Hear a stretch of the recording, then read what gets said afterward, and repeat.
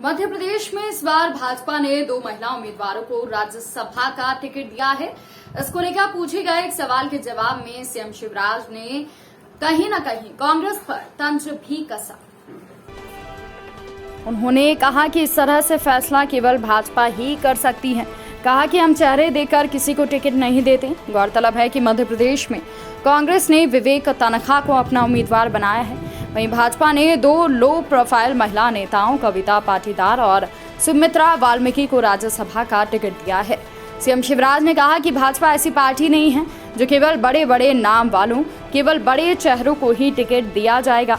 मुख्यमंत्री शिवराज सिंह चौहान ने कहा कि सुमित्रा वाल्मीकि ने सपने में भी नहीं सोचा होगा कि राज्यसभा का टिकट मिलेगा। मांगने की तो बात ही अलग है। वहीं पत्रकारों के साथ बातचीत कर रहे थे सीएम शिवराज ने कहा कि उनका नॉमिनेशन फॉर्म भरना इसलिए सरल था क्योंकि उनके पास कुछ है ही नहीं। शिवराज ने कहा कि सुमित्रा वाल्मीकि समाज से आती हैं, एक गरीब परिवार से आती हैं। उन्होंने कहा कि वो पार्टी की समर्पित कार्यकर्ता हैं, 3 बार पार्षद रह चुकी हैं, नगर निगम के अध्यक्ष रह चुकी हैं। शिवराज ने कहा कि मुझे गर्व है कि भाजपा ने सुमित्रा महाजन को राज्यसभा का उम्मीदवार बनाकर भेजा है। इसके बाद उन्होंने कविता पाटीदार का उदाहरण दिया। मुख्यमंत्री ने कविता को जमीन से जुड़ी और दिन रात काम करने वाली कार्यकर्ता बताया।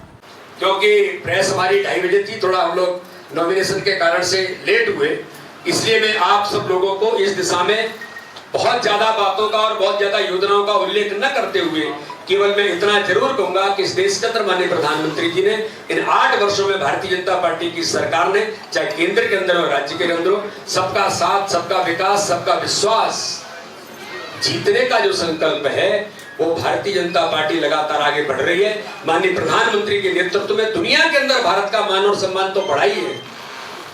दुनिया के लोग कहने लगे हैं कि दुनिया का सर्वाधिक लोकप्रिय नेता कोई है, तो आज 70% दुनिया के लोग ये हमारे भारत के आधार पर नहीं कह रहे हैं। जब दुनिया के अंदर इस बात की जो चर्चा होती है और सर्वे होते हैं तो वो लोग कहते हैं कि सर्वाधिक लोकप्रिय नेता इस दुनिया का भारत का प्रधानमंत्री नरेंद्र मोदी। आज हमें गर्व है कि इन 8 वर्षों के अंदर माननीय प्रधानमंत्री ने गरीब कल्याण से लेकर के हर व्यक्ति के जीवन बदलने के अभियान का जो केवल लोग सपना देखते थे, लेकिन व्यवहारिक तौर पर जो मैंने कहा कि राजनीति का कल्चर बदल गया।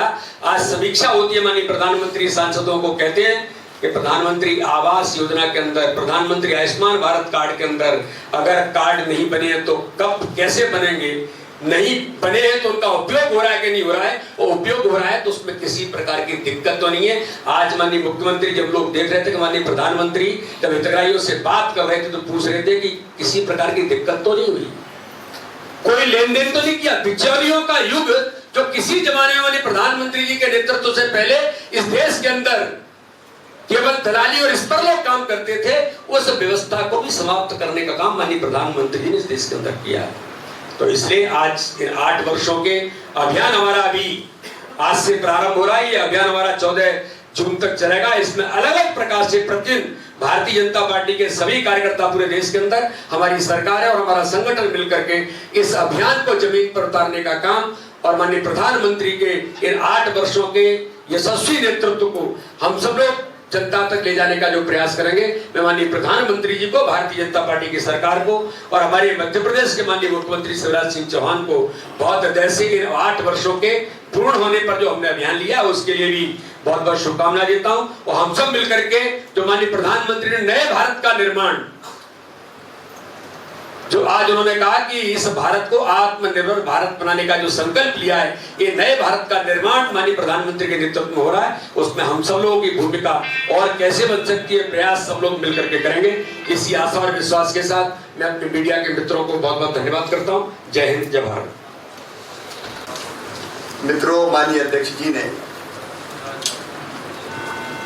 सभी तथ्यों को आपके सामने रखा है, मैं ज्यादा समय नहीं लूंगा। दुनिया के सर्वाधिक लोकप्रिय नेता श्रीमान नरेंद्र मोदी जी, जो हमारे यशस्वी प्रधानमंत्री हैं, उनके कार्यकाल के प्रधानमंत्रित्व के आज यशस्वी वर्ष पूरे हुए। इन 8 वर्षों में प्रधानमंत्री जी ने एक नई राजनीतिक संस्कृति का विकास किया है।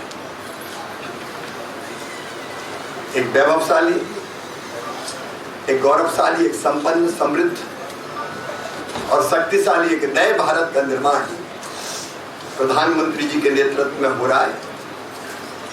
वो न्यू इंडिया के शिल्पकार हैं। अगर मैं ये कहूं तो अतिशयोक्ति नहीं होगी कि वे भारत के लिए भगवान का वरदान है। एक व्यक्ति इतना काम कर सकते हैं, सहज ही कल्पना नहीं होती। उन्हें महात्मा गांधी की तरह आम जन को मुद्दों से जोड़ा है। जैसे महात्मा गांधी जी ने आजादी की लड़ाई को आम जनता का आंदोलन बना दिया था। महात्मा गांधी जी के पहले आम जनता का आंदोलन नहीं था, कुछ लोग लड़ते थे, लेकिन सविनय अवज्ञा आंदोलन, असहयोग आंदोलन, सत्याग्रह, दांडी यात्रा, महात्मा जी ने जनता को जोड़ दिया था। आप स्वच्छ भारत अभियान देखिए, मोदी जी ने, चाहे स्वच्छ भारत अभियान हो, चाहे बेटी बचाओ बेटी पढ़ाओ हो, चाहे पर्यावरण का मामला हो, सिंगल यूज प्लास्टिक हो, एक नहीं अनेकों ऐसे अभियान चलाए जो केवल सरकार ने नहीं चलाए, जनता अभियान से जुड़ गई। और उसी का परिणाम है कि स्वच्छता के मामले में हम कितने आगे आज निकल गए हैं।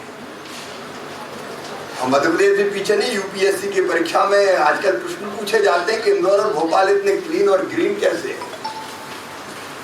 आम जन को जोड़ दिया प्रधानमंत्री। उन्होंने नेताजी सुभाष चंद्र बोस की तरह, नेताजी ने कहा था तुम मुझे खून दो मैं तुम्हें आजादी दूंगा। प्रखर राष्ट्रभक्ति, प्रखर राष्ट्रवाद, देश की सीमाओं को सुरक्षित करते हुए अगर किसी ने संबंध ठीक करने बनाने की कोशिश की, लेकिन अगर किसी ने पुलवामा किया तो सीमाओं में घुस के पाकिस्तान के सर्जिकल स्ट्राइक और एयर स्ट्राइक की, बर्मा में भी घुस के। चीन ने अगर डोकलाम में गड़बड़ की तो चीन के सैनिकों को कैसे वापस जाना पड़ा, ये दुनिया ने देखा है।